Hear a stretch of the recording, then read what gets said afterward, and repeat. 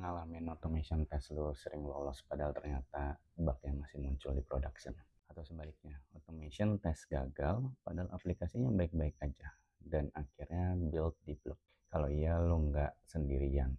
Kayaknya banyak tim QA dan DevOps frustasi karena automation script yang seharusnya bantu mempercepat rilis malah jadi sumber keraguan. Pertanyaannya sekarang, automation test script yang kita buat beneran berkualitas atau cuman formalitas? Kenapa automation script harus diuji? Jadi automation itu ibarat satpam digital kan ya. Kalau satpam yang ngaco bisa nggak lihat maling atau false negatif, atau malah curiga sama orang baik, false positif.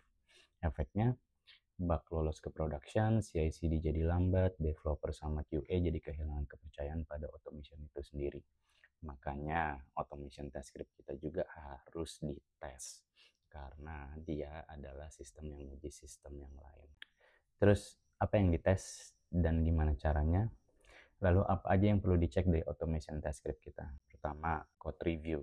Pastikan scriptnya clean, readable, dan nggak banyak pakai hardcode yang rawan rusak. Kedua, coba jalankan dengan data yang salah. Misal password salah, form kosong, tes harus gagal. Kalau tetap lolos, itu warning. Tiga, cek negatif dan boundary testnya. Automation sering hanya tes skenario berhasil, padahal kenyataannya user sering gagal, salah input, timeout, dan lain. Keempat, bandingkan hasil automation dengan manual test. Apakah automation terlalu banyak false positif atau false negatif?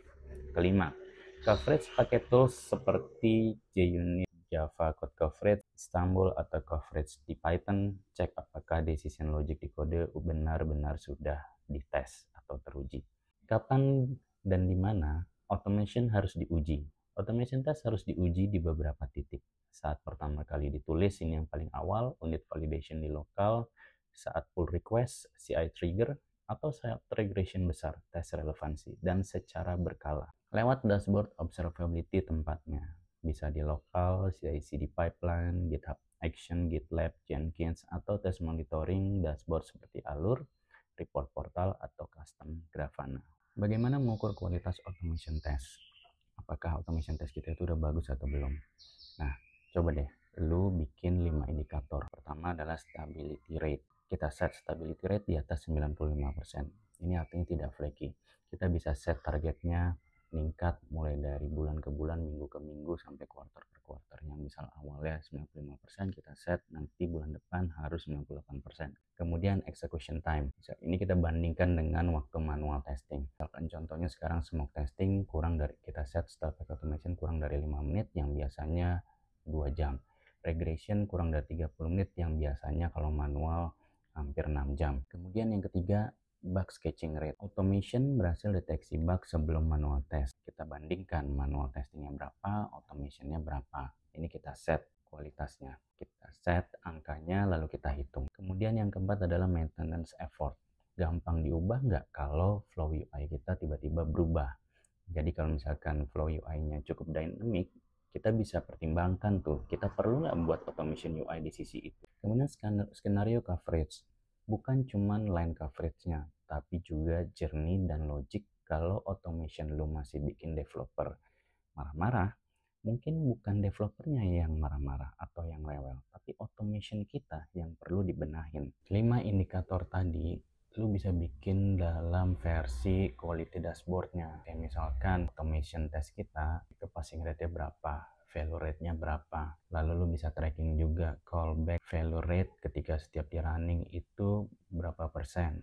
Terus test case mana aja yang flaky atau paling gampang muncul errornya, gak stabil, itu kalian bisa ukur. Lalu nanti di setiap sprint saranin lu punya juga sprint automation untuk bahas bareng automation mana yang gak optimal. Terus tadi dari dashboard tadi lu bisa ambil juga, tampilin bugs couch by automation yang berapa banyak gitu. Lalu dipresentasikan, di compare sama total bugs yang kalian temukan selama 1 minggu atau 1 bulan, bahkan 1 quarter. Kemudian lu bisa masukin juga kontributor. Ini kalau kita mau ngecek tim member kita contributionnya untuk automation itu seberapa banyak, ini bisa diambil dari PR, jumlah PR, kemudian dimasukin kontributornya tiap minggu siapa dan berapa banyak.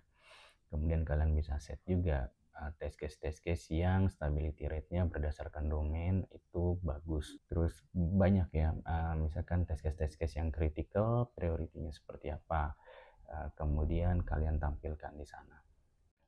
Jadi automation bukan sekedar script yang dipasang di CI, automation juga sistem penguji dalam sistem. Nah, untuk itu automation kita juga harus diuji dulu. Jangan sampai lupa kita bikin automation untuk menguji sistem, tapi automation kita sendiri tidak berkualitas. Jadi automation yang berkualitas bisa bikin tim lebih cepat, lebih tenang, dan lebih percaya sama prosesnya. Udah saatnya kita mulai evaluasi automation test lo sekarang, mulai dari code review, tes negatif, check coverage, branch coverage, sampai stabilitas run-nya. Jangan lupa execution time-nya juga perlu optimal. Automation lu bukan soal berapa banyak test case-nya, tapi seberapa benar dan bermanfaat tes itu dijalankan.